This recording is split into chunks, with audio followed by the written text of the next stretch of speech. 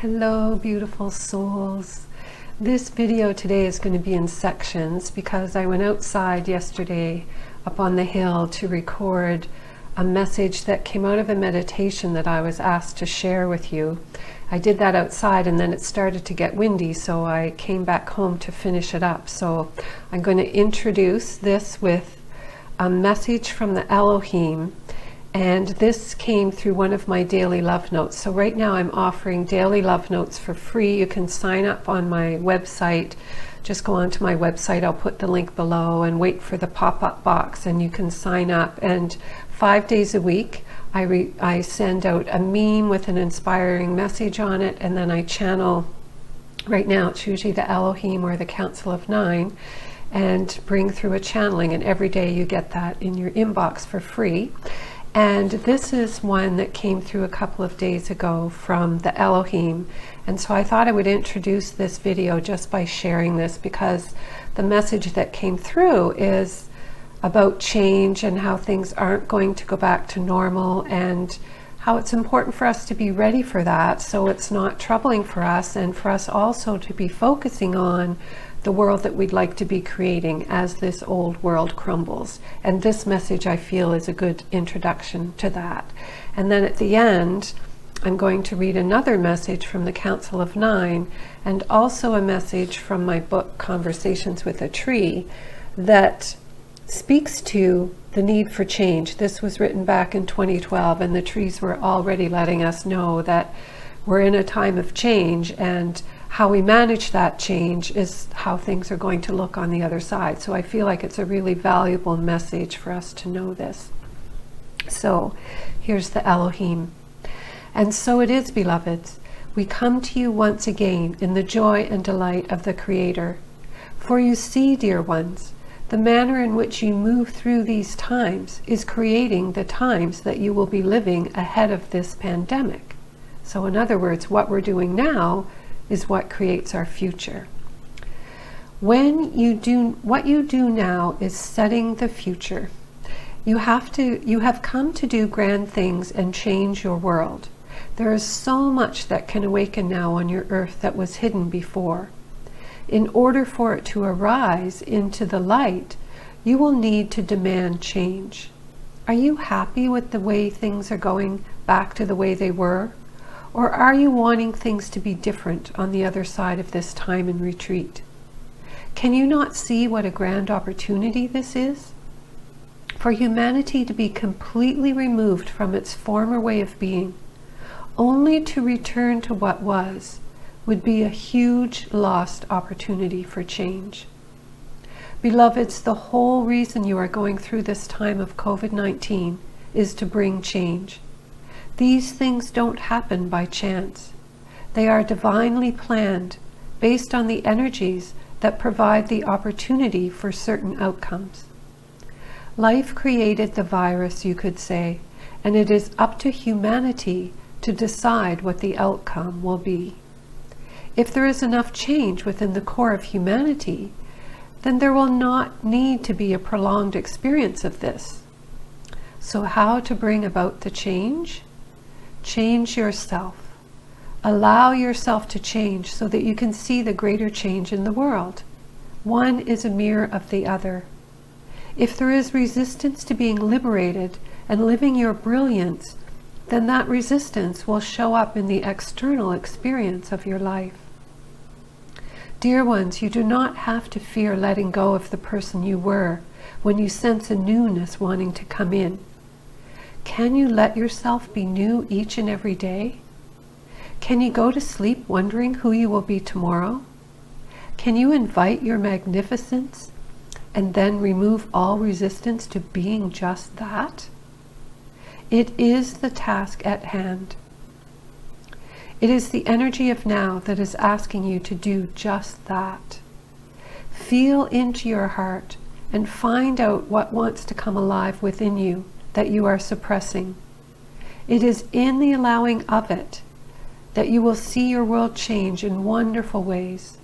It is up to you, each one of you, for you are the creators of your lives. We love you so, and so it is, the Elohim.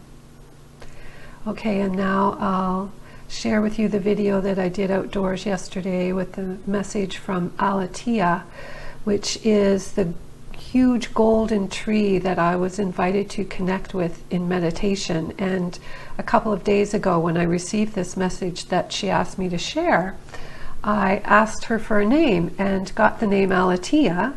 And when I looked it up, it's a Spanish name that means truth. So I found that very meaningful. So stay tuned for that, and then I will finish up with a message from my book and from the Council of Nine.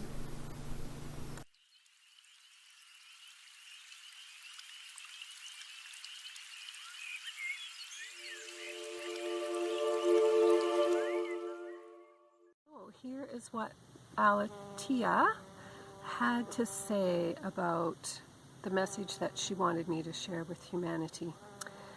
She said it is time of great change, which of course is very obvious and evident to all of us right now.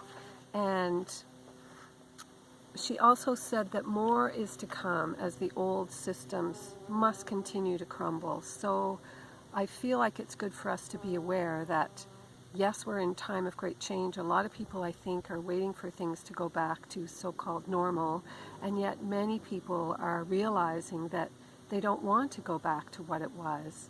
And so I think for us to understand that more change is to come helps us to be prepared for that. And she said not to be afraid because basically she said, how else does change happen? How else do we evolve if we don't allow what wants to be, what needs to crumble and fall apart, to happen? So she said, instead of being afraid, we must envision what we desire. So my invitation would be, every time you feel some fear, just turn it around and envision everything that you would like to create in the world. And I think it's really good to be prepared in something like fear, when we have fears that come up often, to have a mantra for ourselves that we can say that will turn that fear around. So I use the example in my book, actually, when I was going through a really difficult year and there was so much change. And I developed the mantra, all change leads to something better. And it really helped me get through that year. And I know in hindsight that it actually directed the outcome of that year. I know that if I had allowed myself to stay in fear and not use that mantra every time I was in fear, that the fear would have taken me on a different track. Instead, I allowed myself to go in a completely different direction, which has led me to be doing my life's work, and which is my life's purpose. So having a mantra can really help, and this mantra is still beneficial today. All change leads to something better, because that's what Alatea is telling us, and so many of us know intuitively that this really is leading to something better, and the old does need to crumble and fall away. And she also said that by envisioning what we desire whenever a fear comes up, then instead of creating the old world by engaging in our fears, again, we're creating the new world by envisioning what we would like that world to look like. And I'm sure most people are aware of the power of our thoughts and our thoughts creating. And so this is just another source of that coming from her, for us to turn our fears into envisioning what we would like our future to be. And I think envisioning a better world is really a way that this pandemic is helping us, because it's helping us see what we don't want. For many people who now have more leisure time, more time at home, more of a connection with nature, we're seeing that really we've been missing this in our lives, and we'd like to be able to live where we are able to maintain some of the things that this isolation has brought about for us. And so it's an invitation to envision in this new world all the things that we're enjoying about being more in retreat, having more times to ourselves. And one thing she said was, by 2024, a new world order will be in place. And I didn't inquire about what she means by a new world order. I think a lot of people who are watching this may have a sense of what that is with the old system that's falling away, that really has caused a lot of harm for humanity. And so to think that we can put in maybe a couple of more years even where we're going through this big change, but on the other side of that, we will have created something different for ourselves. So if we can hold on to that when it looks difficult and when it looks challenging and when we're wondering when is it going to go back to normal or when are things going to get easy again, I would offer you that when we learn to manage our fears and not be living in fear, and when we learn to accept what is, nothing, even the challenges aren't difficult. So even the challenges can be easy when we accept that everything that comes into our life experience is serving us in some way, and we look for the way in which it's serving us, then nothing is difficult and challenging anymore. She said that many shocking things will be revealed, and that these shadows must be revealed in order for them to be removed. So once we know something, we can't pretend we don't know it. And there is a lot that's been going on in the world, systems that we've been trusting that really aren't for the highest and best of all, and things that are happening behind the scenes that are truly harmful. And a lot of this is going to be revealed in the next few years, and it can be really difficult for us to be witness to it and see it. But it's also, when we're witnessing it and seeing it, we can't be ignorant to it anymore, and therefore it will be harder for it to continue.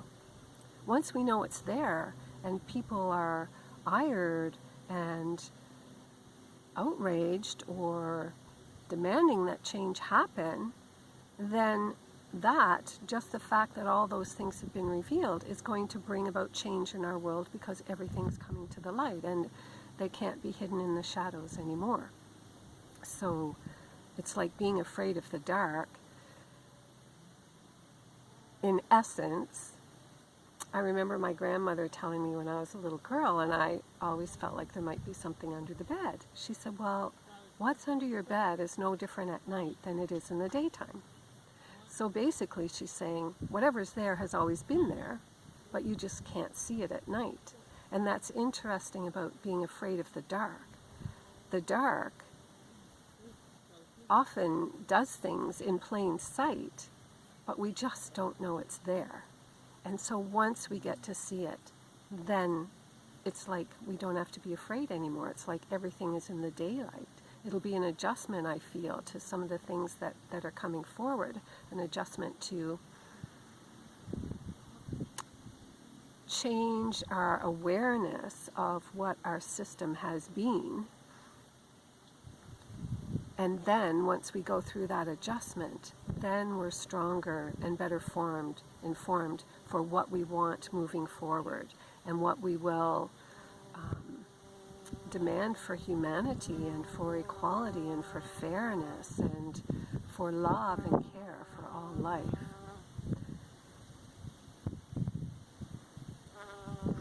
So again, she talks about us creating a new world, and the shadows simply don't belong in that new world. And she also says to believe in love and know that as humans we are creator beings. I watched a video the other day, I think it was a channeling from Seth, and it was talking about the creator of all that is, and the way it was explained touched me in a way that I'd never heard before.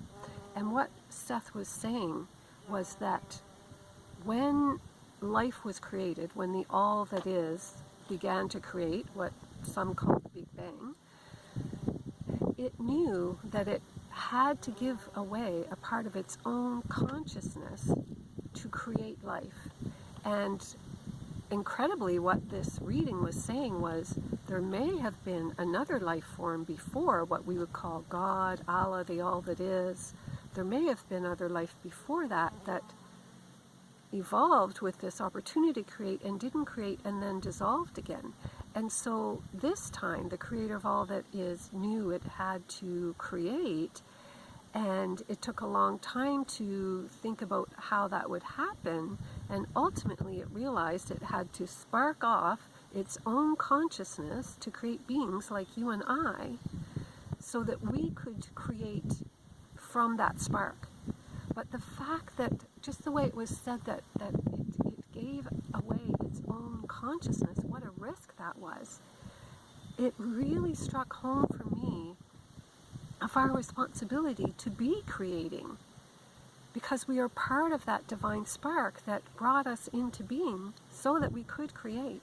And it helped me understand when they say, the spark of the divine is within you. Before it was kind of a nice saying, but when I heard this, it really hit home for me. It's like I just took it more literally. So I'm not sure where that came from, but it wanted to be shared right now. It was from us being creator beings. So let us step into that creation. Let us take this time of evolution and really step into being creator beings. And it talked about also all that lurks in the shadows. We can celebrate as it's being released, for it's showing us that as a species we are changing. These things that have been in the shadows, I'm going to turn in case my mic is picking up the wind, have been there for a long time. So the fact that so much is coming to the surface now to be revealed is really showing us how we are changing. We are no longer in this state of ignorance, you could say, where all this can happen behind the scenes and we just go about our lives not even realizing the depth of what's happening and how we're being managed. And so we can celebrate, because this really means that we are changing. This is a shift in energy that's bringing all of this about, and that shift of energy is within us, just like it's within Gaia and within the whole galaxy.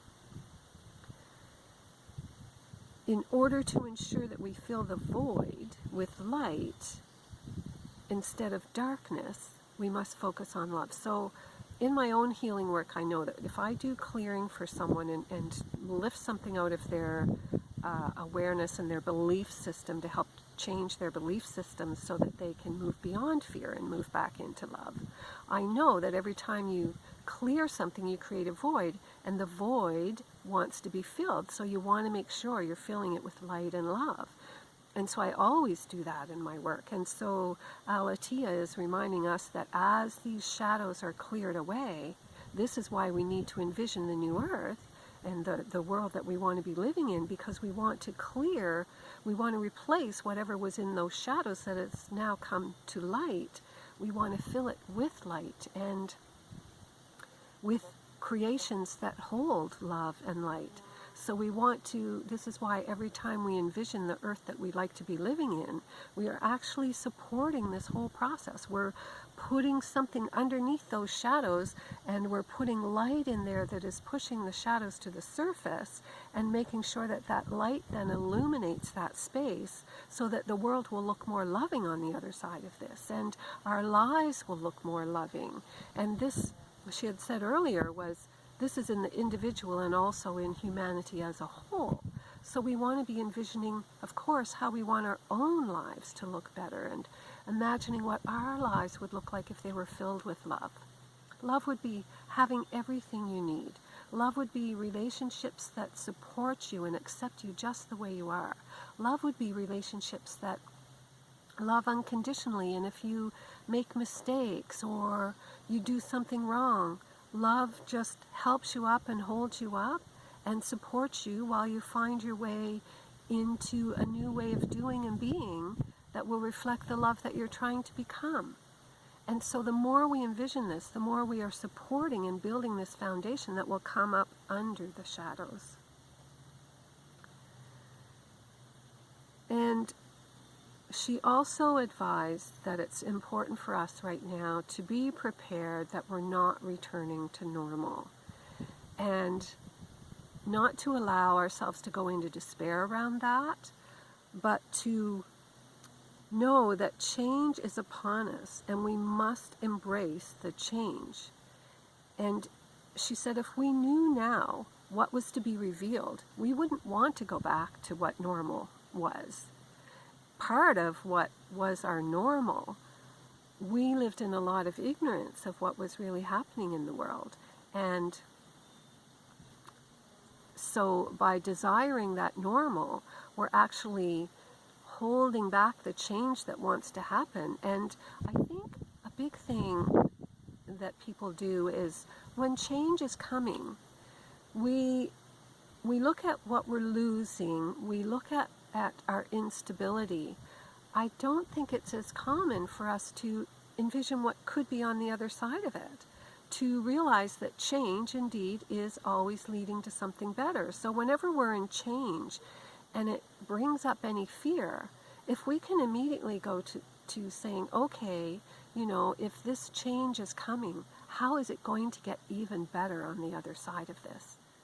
Then we're not as fearful, and we're actually putting our creativity to work by asking ourselves how it could get even better on the other side of this. This is what we're here for, is to create. And this is what our minds are for, really, is to create. Not to figure out the how, but to envision and think about what it is we would like to see as a new world. And I'll read the passage of my book where they talked about the need for us to embrace change. And she also said that we also need to be prepared to be inconvenienced for a while. So the more this goes forward, for example, I went shopping a couple of days ago, and I was surprised, even at this point in where we have been with this pandemic, that there are still some shelves in the grocery store that are very empty. And Alatia said that, there may be inconveniences such as that there may be foods that we're used to eating that bring us comfort, you could say, that may not be there. But if we can be prepared for this again and accept that, okay, I might be inconvenienced for a little while, but really, how difficult is your life when you think of this in relation to an evolution of a species and an evolution of a planet, which is really what is happening right now. We are evolving. I'm going to put this scarf over my mic.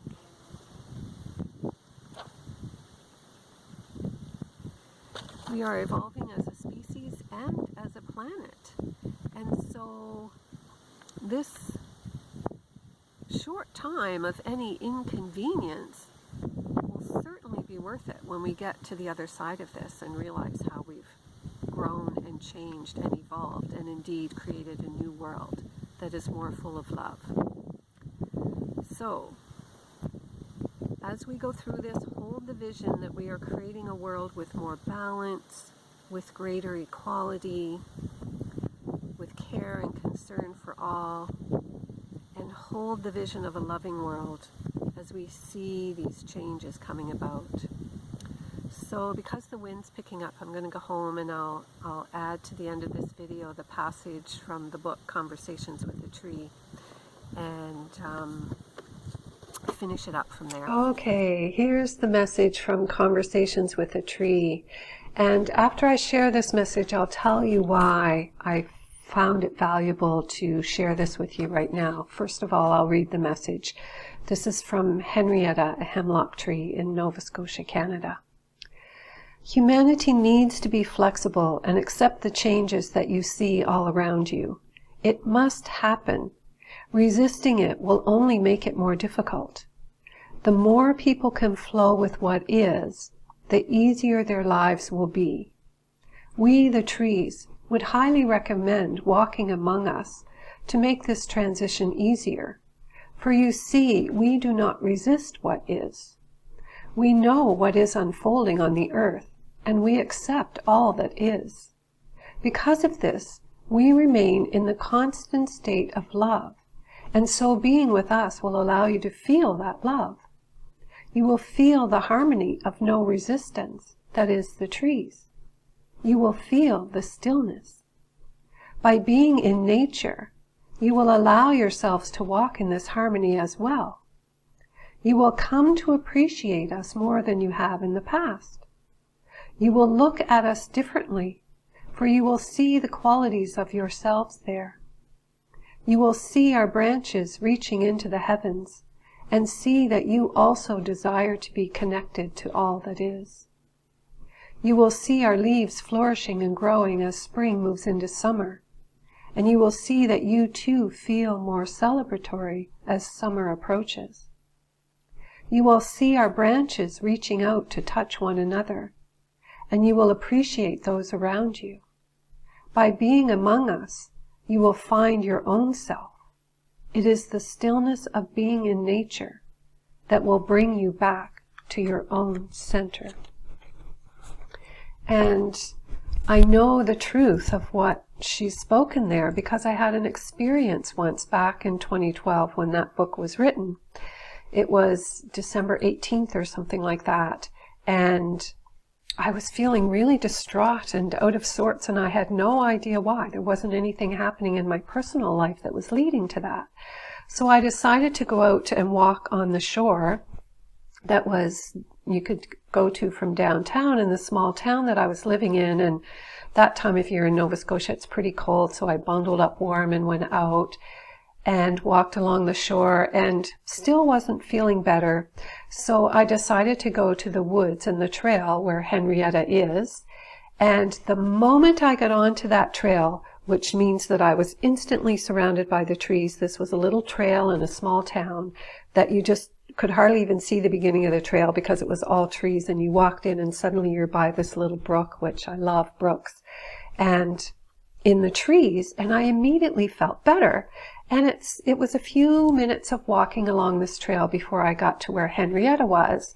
And I was just walking on the trail feeling better and better. And when I got to Henrietta, I asked her why I was feeling so out of sorts. And she told me that I was picking up on the fear in the mass consciousness about December 21st, 2012, which was only 3 or 4 days away. And that the moment I entered the woods, the trees don't hold the energy of fear, and therefore I felt better because I was in the trees that only hold the energy of love.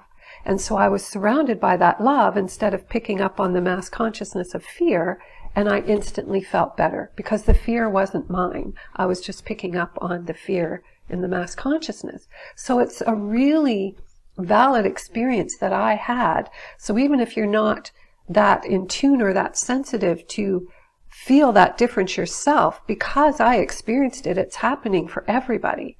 So that affirms to me that when we do go into the trees and go into the forest or go to a park, whatever you can to get yourself more in nature, that feeling of fear will subside. And it really helps us come back to our own center, come back to that space of just allowing the fear to move through and pass through, and back to the true inner nature that we hold within ourselves.